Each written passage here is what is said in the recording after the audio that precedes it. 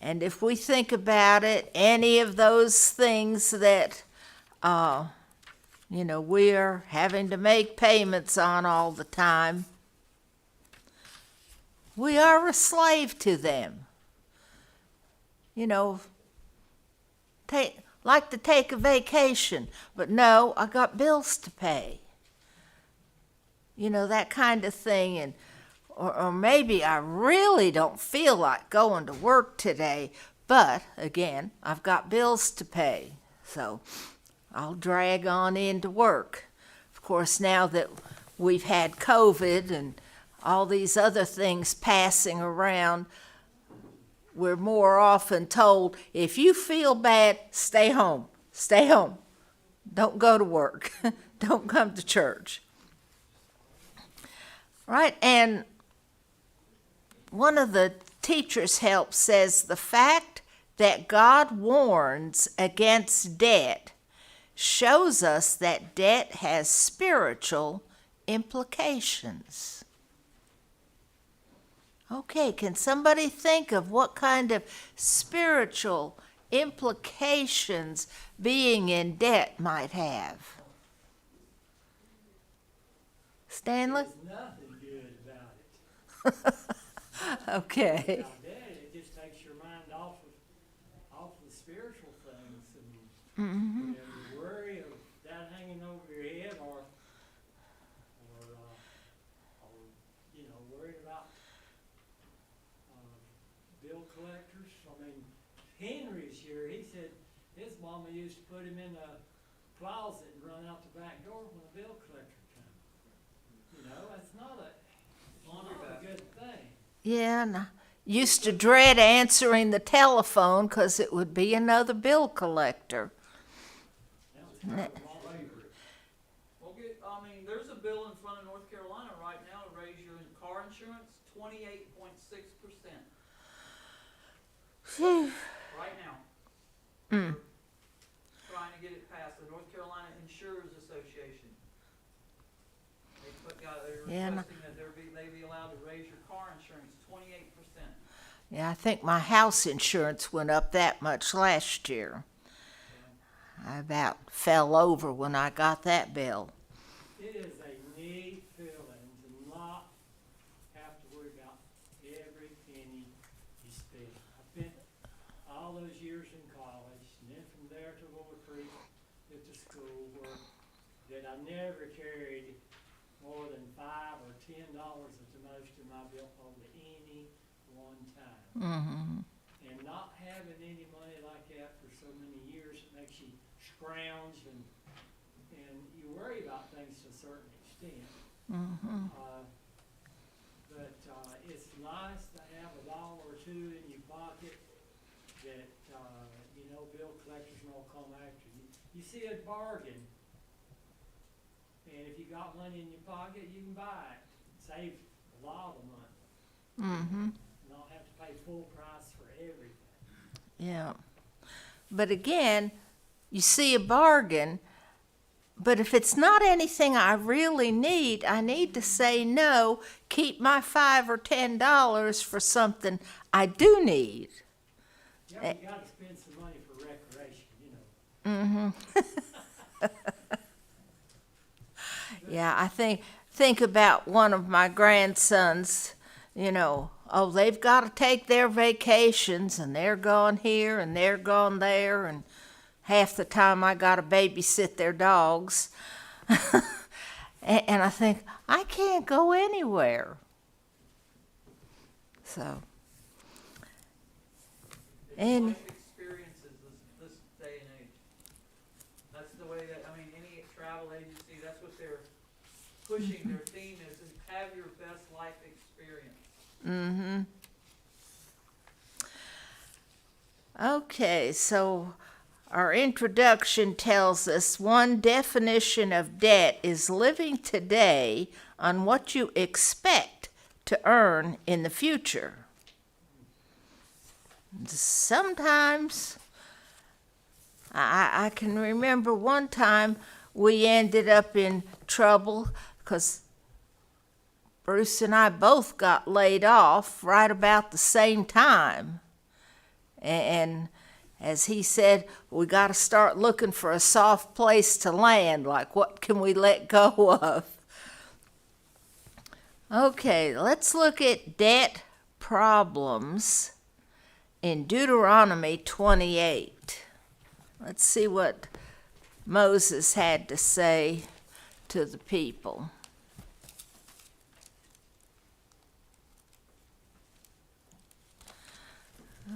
Okay, Deuteronomy 28, 1 and 2. It says, "Now it shall come to pass, if you diligently obey the voice of the Lord your God." So here's key number 1. We've got to diligently obey the voice of the Lord. "To observe carefully all his commandments, which I command you today." And, sometimes I think, which one of the 10 commandments says don't get in debt? Now if you really think about it, somehow you can tie most everything back to the 10 commandments, but that one I can't really see. What about thou shalt not covet? Okay, so maybe by coveting things that we don't really need, we get in debt for them. Don't have to steal them, Yeah. or don't steal them. Well, it's probably, one of these things is put God first. That's the first 4 commandments. Put God first. But then if we put a collection of things in front of God, They become idols. yeah, then we're getting another God. So we're breaking the first. "And all these blessings shall come upon you and overtake you." That's kind of a strange thing to think, that a blessing overtaking you. "Because you obey the voice of your God."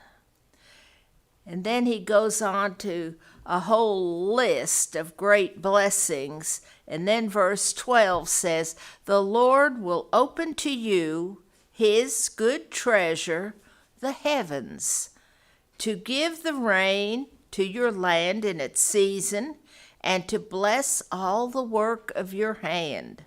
You shall lend to many nations, but you shall not borrow."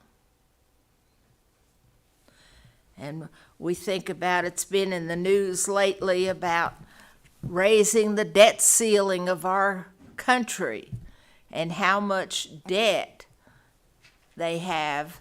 And I've seen some where the people have figured out, each person, if they divided the country's debt among each one of us, how many thousands of dollars each of us would be in the hole.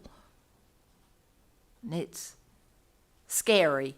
Oh man, you ever looked at the national debt clock? Yeah. They have one in Times Square, but you can Google it, and it's spinning so fast you can't even tell the numbers.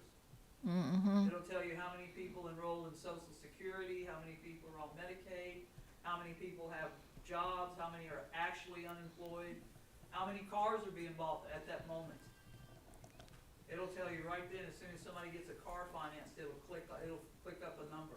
It's Wow. amazing what you can see on there, and it is astounding how fast the numbers add up. I bet. It is. Okay, but now God wants us to stay out of debt.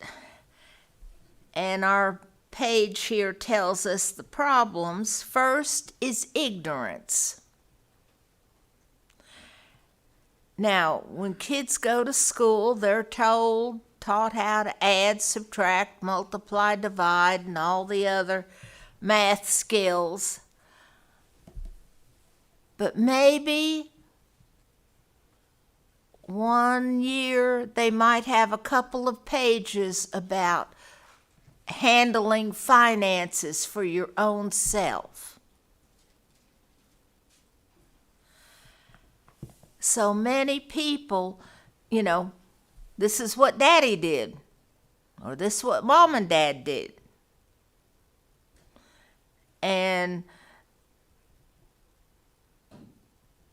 sometimes that's not the best example. So we need, and this lesson gives us some good pointers, we need to get enlightened in our minds how to handle money, how to do a budget,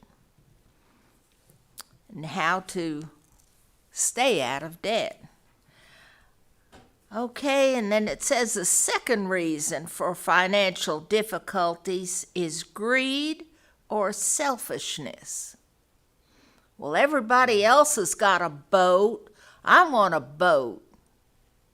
Or everybody else has got a new car and I'm driving this old thing falling apart. You know, I gotta have a new car too. And, you know, so greed or selfishness. And I've definitely got to have some new clothes. I haven't bought any clothes in so many years. I need a new outfit. I need a new $3,000 cell phone. Oh, yes, that really. Oh, man. Work on a motorcycle. Oh, yeah, and another motorcycle. Oh, yes. You know, we did get us good gas mileage.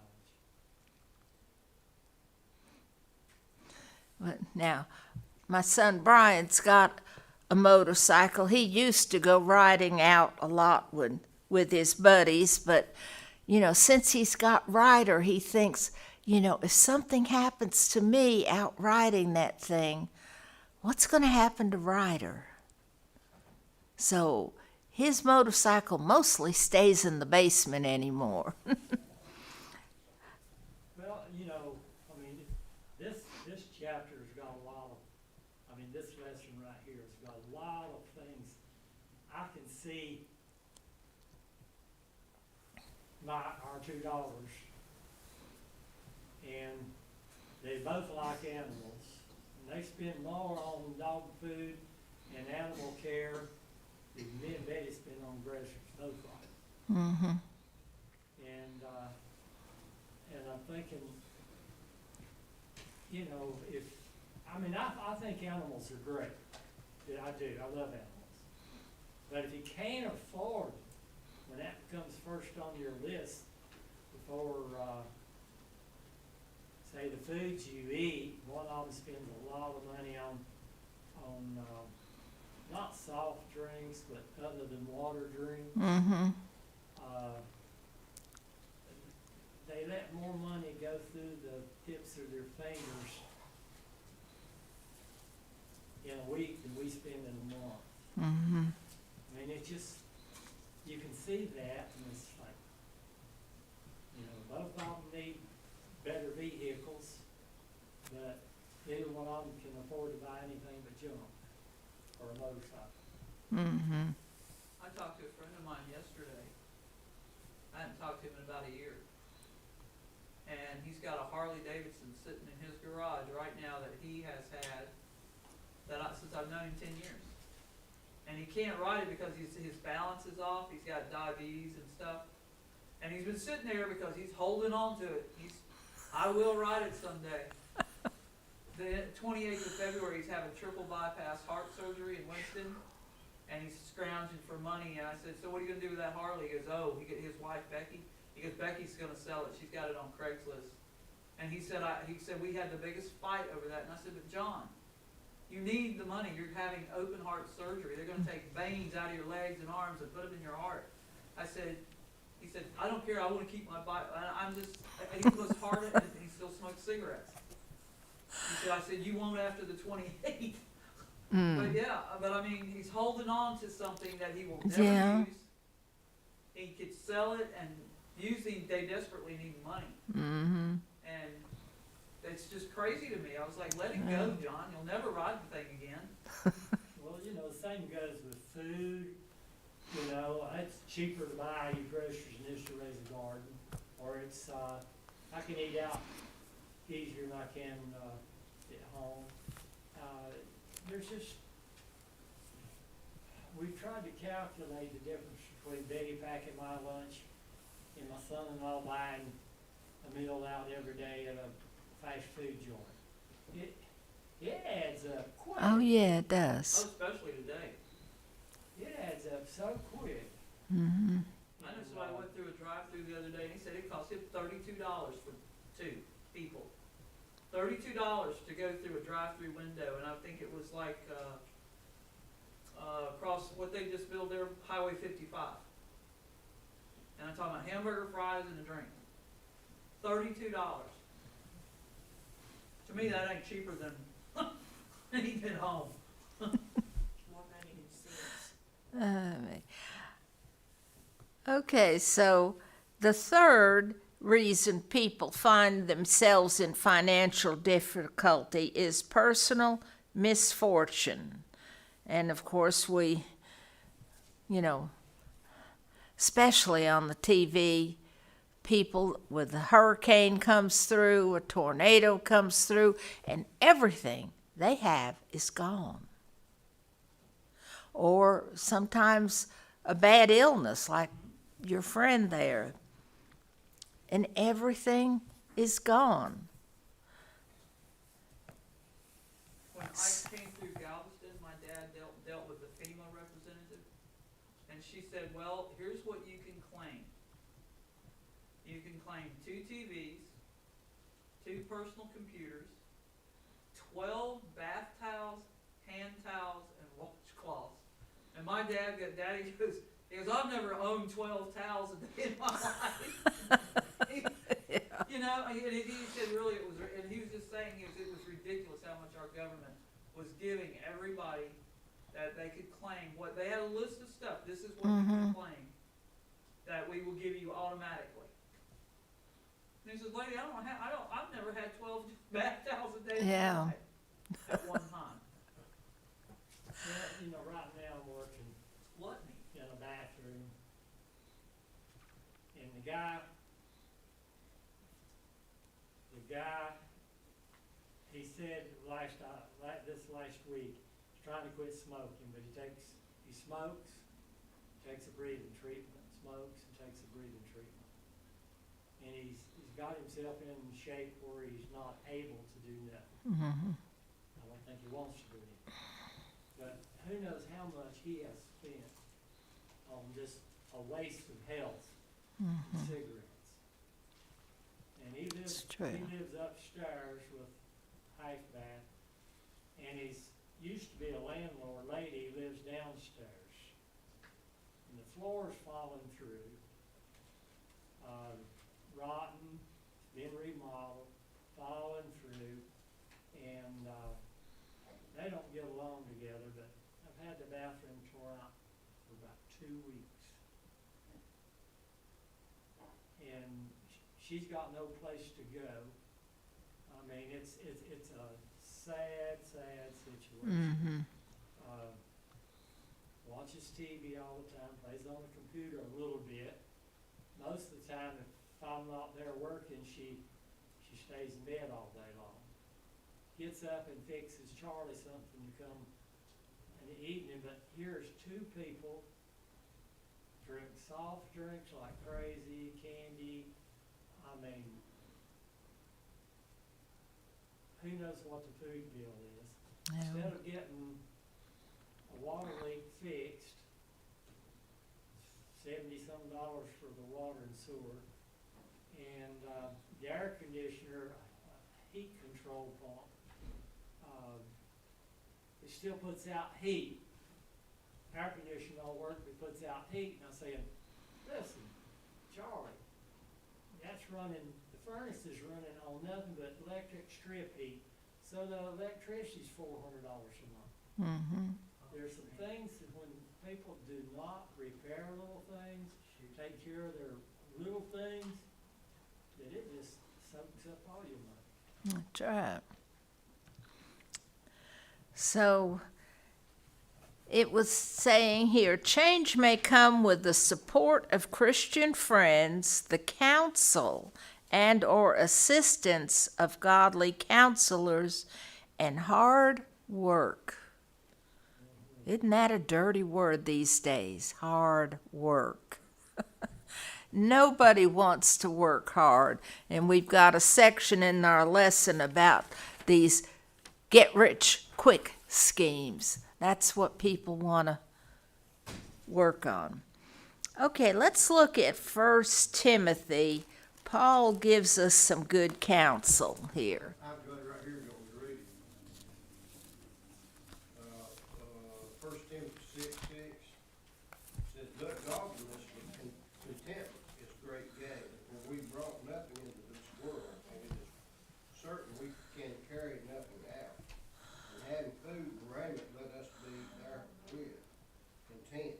But they that will be rich fall into temptation and snare, and to many foolish and hurtful lusts, which drown men in destruction and production.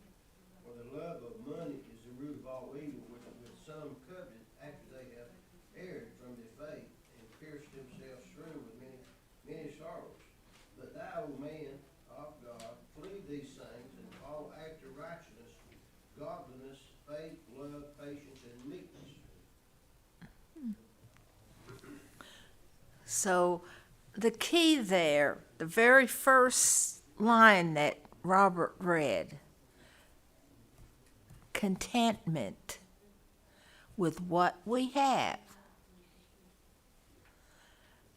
So many times we want to buy this, buy that, buy the other, because everybody's got them, so I need one too, or maybe two of them, whatever it might be.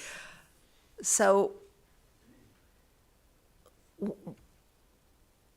why do people get in this? What has happened to people? Selfishness. I mean, that's all, people that I read a thing the other day, this couple, they wanted a teeny tiny house to rent. They don't want to buy anything because they want to spend all their money on themselves.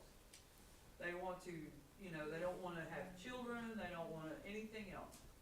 And it was just all about, that's why I said, the thing today is life experiences. Spend your money on traveling and whatever you want to do and buy whatever you want, and humanity can just fall by the wayside. And that's just the start of the crumbling, because it will flow down. And have you noticed around here anyhow, since I don't hardly ever travel out of the county, when they ask you those COVID questions, have you ever been out of the country or in the past 2 weeks? And I thought, in all my 80 years, I've not been out of the country. But just in this county, how many more storage buildings have gone up? Oh, yeah. Another one here, another one there. And what are they for? People to put their stuff that they don't have room for in their house. And they accumulate the bill for that. And then they got a bill to pay to keep all that stuff. Exactly. It could be a moving transition too, though. Oh, yeah. So, Jack. I was going to bring up, we talked about selfishness, but materialism. Whereas it's just what you drive, what you wear, where you live. And I don't know if any of you, and I don't know who's traveled to California, but I feel it so, not to pick on California, because it's all over the country and world, but it is definitely who, like what car you drive, where you live, what job you have, what you're wearing, everything is just like totally materialistic, and like you said, it ties in with the selfishness. And so that is really putting something ahead of God. Maybe a whole pile of things that we put all our effort and energy and money into rather than God. All right, let's see if we can move on, or we're going to be hung on this one page. Okay, following godly counsel.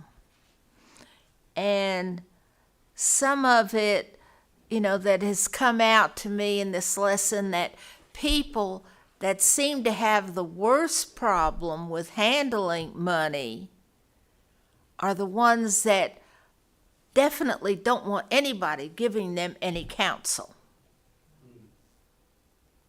They think, I mean, even though they can't handle the money and they're always running out of money, they don't want anybody to tell them, well, you could solve your problem by giving up soft drinks or something else, that takes a whole lot of money. Stop smoking. Or, Told the story several times here before. Several years ago, the little boys got out and broke the window out in the church here, crossed over, broke some car windows out, and we had to work him for sort of a repay, or he had to go to juvenile home or something that way. But one day I drove up, and his daddy was there, and Daddy says, "You must make a lot of money," and doing yard work, because I had a brand new truck, I have a new lawnmower, and I have a used lawnmower, one that's older one. I had two Cub Cadets who were the top of the line then, and my trailer was all painted up to match. So, and the kids was having the extra boy there. If they were not busy, they waxed the lawnmower hoods and stuff that way. But anyway, he said, "You must make a lot of money. All I get to make is $500 a week." I said, "Man, I'd like that. Wish all of us could average $500 a week." But, and I said, "Well, let me ask you a question." I said, "How much do you smoke?" And he got to adding up what he smoked and his wife smoked. And I said, "You've just paid the payment on this brand new lawnmower." Smoking it away. And then I said, "What do you spend on soda pops?" And time he he said, "Drink coffee in the morning, soda pop on the way to work, soda pop at 10, one at 12, and 1 and 2, and then we do the big liters at the end." And he got to adding up what they spent as a family on soda pops, and it paid my brand new truck payment. I mean, we just don't stop to think. And that's something that, has come out to me in this lesson. If we take care of the pennies, the dollars will take care of themselves. And on Monday's part, it was talking about, we can't love money and we can't serve two masters. If our master is our own selves and our selfishness and the overwhelming desire to accumulate stuff, we can't really serve God. Because, if I better get a big alarm system so, can protect all my stuff. And then you got to pay the company to keep it going. And, on and on. One of the lyrics in the song is "Too much stuff. It'll weigh you down carrying around too much stuff." That's right. So we have to learn to have our sights on God instead of how much stuff. Learn to be content, like Robert read to us. And then, we were thinking, like, how does that relate to our 10 Commandments? But here at the bottom of the page, it says in point 9, in our baptismal vows, we were asked, do you believe in church organization? Is it your purpose to worship God and to support the church through your tithes and offerings and by your personal effort and influence? Well, these fellas we saw riding their bicycles. They were definitely supporting the church. They put a lot of personal effort in going that 1,000 some odd miles and then stopping along the way to give out books. Now, we had that little brochure back in December of some giveaway books that they encourage us to give away.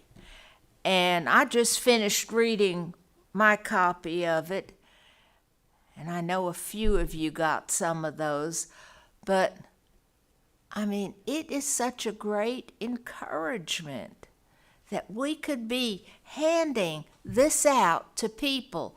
I think the book cost, about $1.50?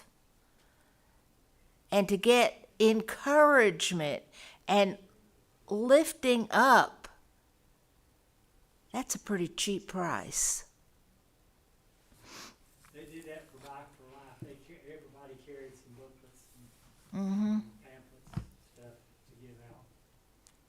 So, I mean, we don't have to get on a bicycle and go riding 1,000 miles, but we can have literature giving to people. Pastor Jeff gave us some of those little promise cards. We could hand those out. That could get somebody thinking about God. Cases of great controversy. So, we could spend our money buying books to give out instead of buying a boat or buying a fancy new clothes or something. All right, in Psalm 50, it mentions being thankful. And then it says, what does it mean when it says pay your vows? Be grateful to the Most High. Because when we joined the church, we vowed or promised, that's the word we use more often, that we were going to support the church. We were becoming a member. Members support whatever organization they're a member of. Right, and I marked this question at the bottom of the page. What do your choices tell you about how well you deal with the lure of the world? Why is working hard to earn a good living not necessarily the same thing as making an idol of wealth or money? And how can we learn the difference?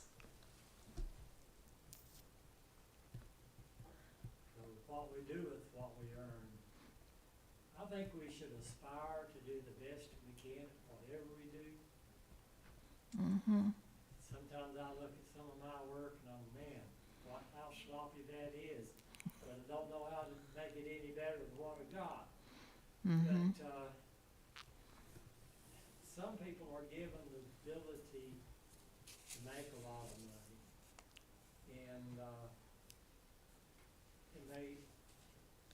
if they turn that money into something for the Lord, Mm-hmm. I know they will be blessed. Yeah, And I've watched the McNeilises mm-hmm. in their business, like a family, in their business, Mm-hmm. making garbage trucks and cement trucks and stuff like that. And they've made well with it. And they've shared their money Mm-hmm. a whole lot. I mean, the orphanages in Honduras we know about, this concept of the 7-day churches. I mean, they just set the church up to where little people like us can do a few dollars a month in the combine. They can put up church buildings, school buildings, and stuff like that. Mm-hmm. Okay, let's look at Tuesday's part. And I've heard this scenario several times before. And of course, this is our memory verse again, that the rich rule over the poor. But here it gives us some steps to get out of debt.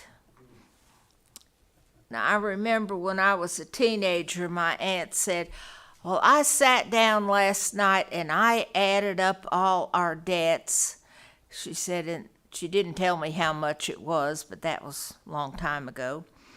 Anyhow, it just discouraged her to see the whole pile of stuff that they owed. But it says, step one, you're not going to charge anything more. No more. Then step two, you're going to purchase, or when God blesses you financially, use the money to reduce debt, not to purchase more things. And we, of course, playing the lottery, I think, is included in Wednesday's lesson. But, you know, people that win big on the lottery, oh, they're living high for a while. But then all of a sudden, you check back in a couple of years, and they're back just as poor as they were before they won the lottery. Because they just don't know how to handle that big amount of money. And not just the one who wins, but all the millions who don't win. And I was in a gas station one time, and I asked one to buy a lottery ticket or whatever those are. And I said, oh no, that's a tax on the poor. People who just can't make it, trying so desperately to get a little help, are spending that money, and then some rich person happens to win it anyway. Mm-hmm. And another customer that was standing in there says, yeah, that's the idea. Give me 5. You know, it was like he just didn't care about who he was stepping over to get a little bit. Yeah. So the practical part, it tells us to make a list of all your debts, from the largest to the smallest. And most of us, the mortgage comes up at the top, and maybe a car payment comes next, and then you go on down. And then the way they tell us that to get out of debt, it says you start, of course, you got to make your minimum payments on all those others to keep that credit card calling on you. Okay, and then you put everything you can on the bottom one on the list. And they said pretty soon you'll get rid of that one. And then you start really working, you know, making more than the minimum payment on the next one. And they say that it happens, you know, in a year or two that you've gotten out of debt. But there is a priority on top of what you said right there. First thing a man ought to do is pray about something. That's right. A man and woman need a home, they ought to pray about it. They need a car, they ought to pray about it. Mm-hmm. They're running short of money for groceries or whatever, they ought to pray about it. Mm-hmm. But God first, yeah. Yep, that's right. That's like the whole lesson, that is put God first. Mm-hmm. Put God first, and then these blessings will come to us. These are the problems we get into, not listening to God's instructions. Yeah. Everything that we go through every day in our whole lifetime is a training process for the next, and people don't realize that. Mm-hmm. Hit the nail on the head when you say that you gotta stop spending before you can really start getting out of that. That's right. You might pay one off, but if you're getting another one going, what good was it? Mm-hmm. And they just put a bill in front of, Biden calls it his junk fee ban. You if you're late on a credit card payment, it's usually $39, $8. Mm-hmm. $8. You miss it. Now, there's a reason they're doing this. Because May 1st, every bit of the COVID thing is gone. You're gonna have to start paying for your tests, your shots, everything. It's gone, May 1st. They've extended it for the last time. And they're expecting everybody to start defaulting on credit cards, like unbelievably. They want Wow. all those $40 fees for missing a credit card payment down to $8. Mm. And I'm like, oh, man. Yep. Hence the insurance, your car insurance is going up. Yeah. Okay, so 6%. we've got several verses here that warn us against doing several financial things, and I can say yes and amen. Don't co-sign loans. Oh, man. And you know, when your grandson comes, you know, oh, I'll make the payments. Just get me that money, you know, and I can do this with it, and I'll pay you back. And I've fallen for it too many times. But now it says here, the Bible says I should never do that.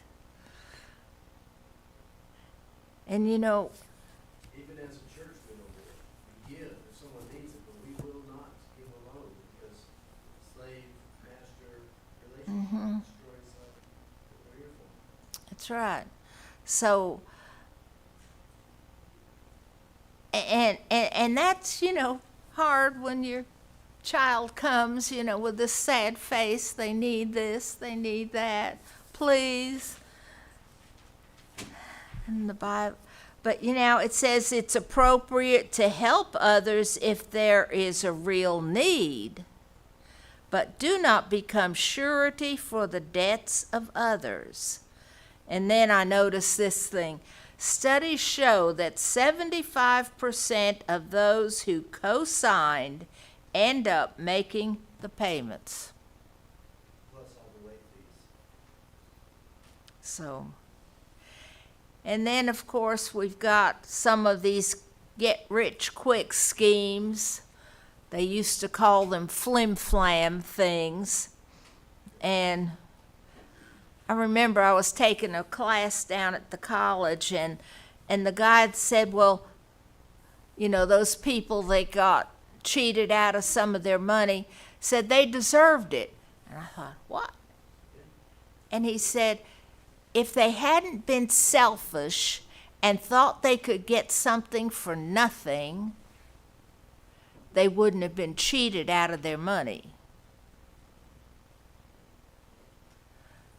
So I said I guess he had a point there. But yet sometimes it's hard, because I remember reading some years back, you know, the church has, you know, this retirement fund for everybody that, you know, works for the church. And they were going to invest that. And most, you know, retirement funds, they invest the money so it makes a little bit more money.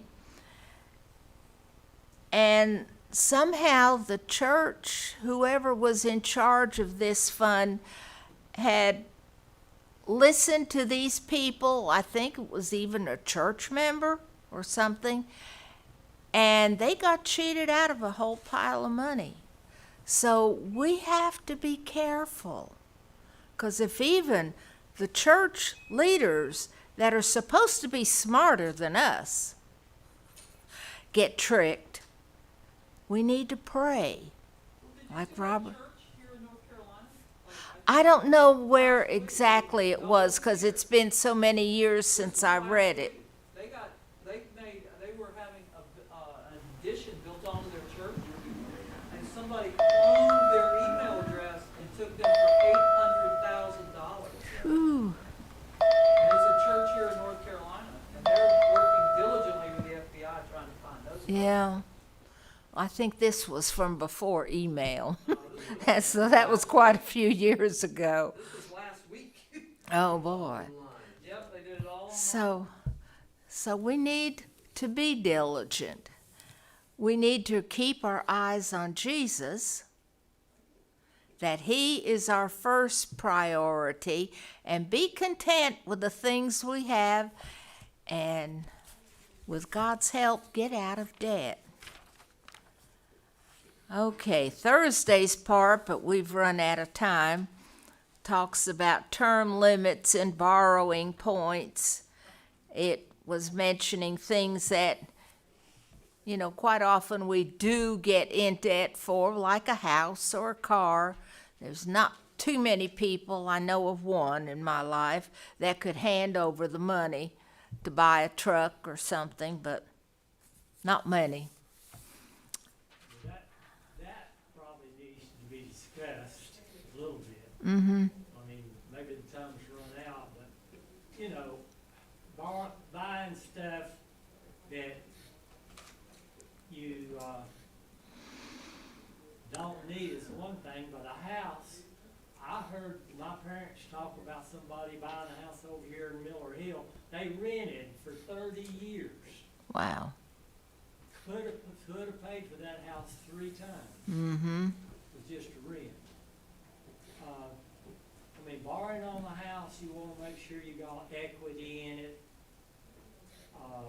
So that if you have to sell it, you don't owe the bank something. Or a car or something that way.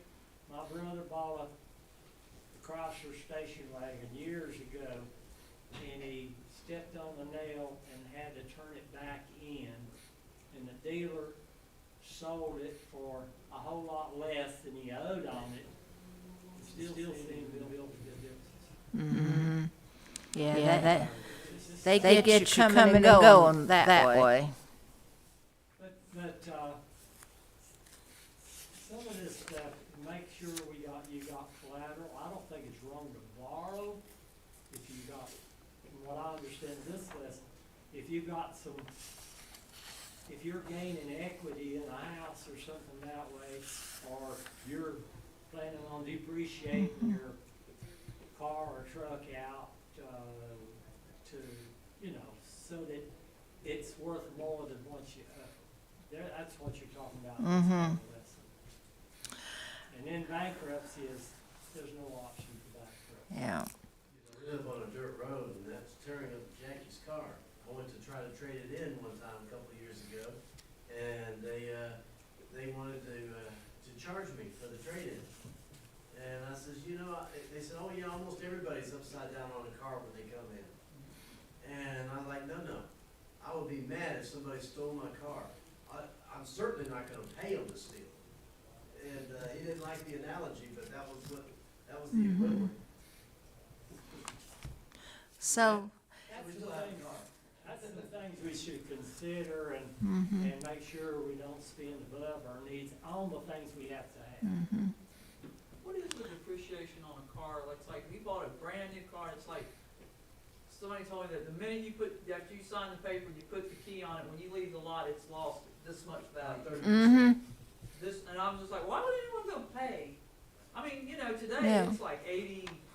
I mean, you can really, yeah.